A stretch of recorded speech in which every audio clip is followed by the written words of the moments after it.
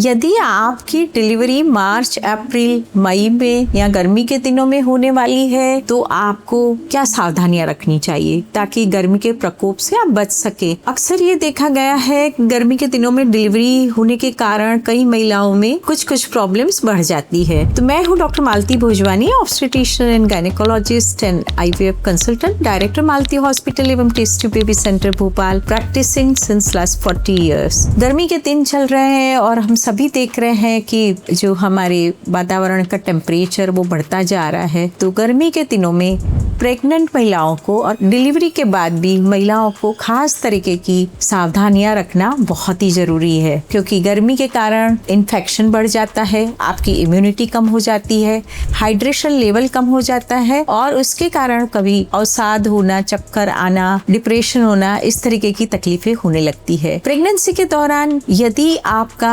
8th या 9th month चल रहा है, 7th मंथ चल रहा है, आपका शरीर का वजन बढ़ा हुआ है और आप वैसे भी थोड़े थके महसूस करते हैं, तो ये बहुत ही इम्पोर्टेंट है कि आप इन दिनों के दौरान अपने कमरे का तापमान अच्छा रखें। आप AC या कूलर से बिल्कुल ना घबराएं। कई महिलाओं के दिमाग में ये आता है कि बहुत ज़्यादा कूलर या AC चलाने से हमें ठंड लग जाएगी या हमारे जोड़ों में दर्द होगा और हमें काफ़ी परेशानियां होगी, तो ये बिल्कुल गलत है। आपके कमरे का तापमान सही रखना बहुत ही ज़रूरी है। यदि आप ज़्यादा गर्मी में रहते हैं तो आपको डिहाइड्रेशन होना, टेम्परेचर आना, इन्फेक्शन होना, चमड़ी के रोग होना, इस तरीके की तकलीफ़ें आ सकती है। इसी कारण आप AC या पंखे से बिल्कुल ना डरें। आप एक चीज़ का ध्यान रखें कि उसका टेम्परेचर बहुत ज़्यादा लो ना हो। जैसे AC का टेम्परेचर आप बहुत ज़्यादा लो करते हैं तो थोड़ी सी ठंड बढ़ने की समस्या हो सकती है, आप टेम्परेचर इनटॉलरेंस हो सकता है। इसी तरह से डिलीवरी के बाद भी, जैसे हमारे इंडियन कॉन्टेक्स्ट में महिलाएं अपना सर बांधना, ज़्यादा कपड़े से शरीर को ढके रखना, कान में रुई डालना, इस तरीके की जो प्रैक्टिसेस है वो गर्मी के दिनों में कभी कभी हमारी परेशानियां बढ़ा देती है। डिलीवरी के बाद वैसे भी हमारी बॉडी की इम्यूनिटी कम हो जाती है, उसके कारण आपको डिलीवरी के बाद गर्मी के दिनों में काफ़ी सारी प्रिकॉशंस लेना बहुत ही ज़रूरी है। सबसे पहली बात तो मैं ये कहना चाहूँगी कि डिलीवरी के बाद हमारे भारतवर्ष में ये प्रैक्टिसेस हैं कि पानी को बॉईल करके गर्म पीना है, पानी जीरे वाला पीना है या अजवाइन वाला पानी पीना है। और इवन कई महिलाओं को तो ये सलाह दी जाती है कि आप पानी कम पियो ताकि आपके पेट ना बढ़े, पानी पीने से पेट निकल आता है।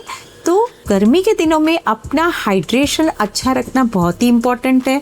यदि आप गर्मी के दिनों में कम पानी पीते हैं या गर्म पानी पीते हैं तो गर्म पानी पीने से आप समझ सकते हैं कि आपकी संतुष्टि नहीं बढ़ेगी, आपको संतुष्टि नहीं आएगी, आप कम पानी पिएंगे, जिसके कारण हो सकता है कि आपको यूरिनरी ट्रैक्ट इन्फेक्शन हो जाए बॉडी में, आपको फीवर आने लगे, आपको कॉन्स्टिपेशन हो जाए।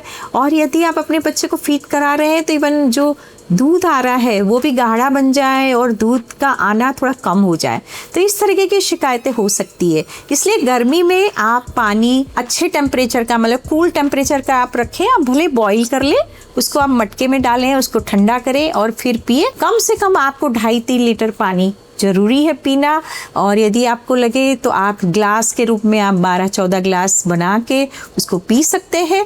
हालांकि बड़े लोग कह रहे हैं कि आप अजवाइन का पानी पिए, तो आप उसको थोड़ी मात्रा में पिए और इसकी जगह पे आप तरल पदार्थ है जैसे कोकोनट वाटर है, आप जूसेस हैं, सूप्स हैं, इस तरीके की चीज़ों का भी इस्तेमाल कर सकते हैं। तो सबसे इम्पोर्टेंट तो पानी है। दूसरा आता है खान पान।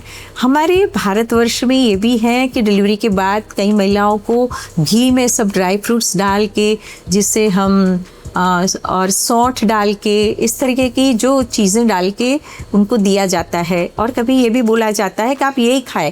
तो गर्मी में ये सब चीज़ें जो ज़्यादा मात्रा में घी, ज़्यादा मात्रा में ड्राई फ्रूट्स या अंगूर या सौंठ, इस तरीके की चीज़ें भी आपकी गर्मी को बढ़ा सकती है, आपको डाइजेशन में थोड़ी प्रॉब्लम आ सकती है। इसी कारण डिलीवरी के बाद आप खाना बिल्कुल फ्रेशली मेड होना चाहिए, जो ताज़ा ताज़ा बना हुआ खाना होना चाहिए, हल्का खाना होना चाहिए। उसमें आप चपाती है, चावल है, दाल है, खिचड़ी है, सारे सैलड्स हैं, साथ में दही है, मट्ठा है, इन सब चीज़ों का शामिल कर सकते हैं और साथ में फलों का सेवन भी कर सकते हैं। इसलिए आप अपने मन में ये भ्रांति बिल्कुल ना पालें कि आपको ये खाना ठंडा पड़ेगा, ये खाना गर्म पड़ेगा, और आप इस तरह से अपने खाने को मैनेज करें ताकि आपकी डाइजेशन की प्रक्रिया अच्छी चलती रहे। तीसरी इम्पॉर्टेंट बात है कि आप कपड़े जो है वो ढीले ढाले पहने। आपके कपड़े कॉटन के होने चाहिए ताकि आप अपने कमरे में कंफर्टेबल रहें। और चौथा इम्पॉर्टेंट है कि आप हाइजीन का बहुत ध्यान दे दें, क्योंकि डिलीवरी के बाद कई महिलाएं 2-3 दिन तक नहाती नहीं है। तो नॉर्मल डिलीवरी के बाद हम कहते हैं कि आप 1-2 दिन में अपना शावर या अपना हेड बाथ ले सकते हैं। सिजेरियन के बाद भी आप चौथे दिन से नहाना शुरू कर सकते हैं। आप अपने शरीर की अच्छे से सफाई करें ताकि आपके जो फंगल इन्फेक्शंस हैं, चमड़ी की बीमारियां हैं, चमड़ी पे रैश आना और इस तरीके की जो चीज़ों से बचे रहें। आप अपने जननांगों की भी सफाई कर सकते हैं। अपने कपड़े चाहें तो आप दिन में 2-3 बार आप चेंज कर सकते हैं। और यदि आपको गर्मी ज़्यादा लग रही है तो आप 2 बार भी नहा सकते हैं और अपनी हाइजीन का पूरा ख्याल रखें इस तरह से। और उसके बाद भी आपको और भी कुछ जैसे दवाइयाँ लेनी है तो आप ज़रूर से अपनी दवाइयाँ खूब सारे पानी के साथ उनका इस्तेमाल करें और अपने गर्मी के दौरान अपने आप को कंफर्टेबल रखने की कोशिश करें।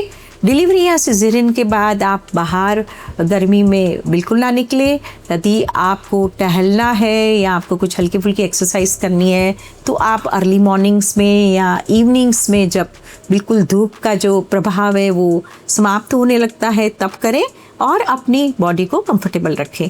मैं समझती हूँ कि आप गर्मी के दिनों में आपका सही ध्यान रखेंगे।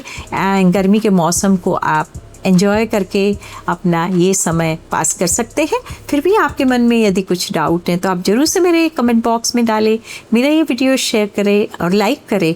हालांकि आप वीडियो ज़रूर देखते होंगे पर लेकिन आप सब्सक्राइब करना भूल जाते हैं, तो आप मेरा चैनल ज़रूर से सब्सक्राइब करें। नमस्कार।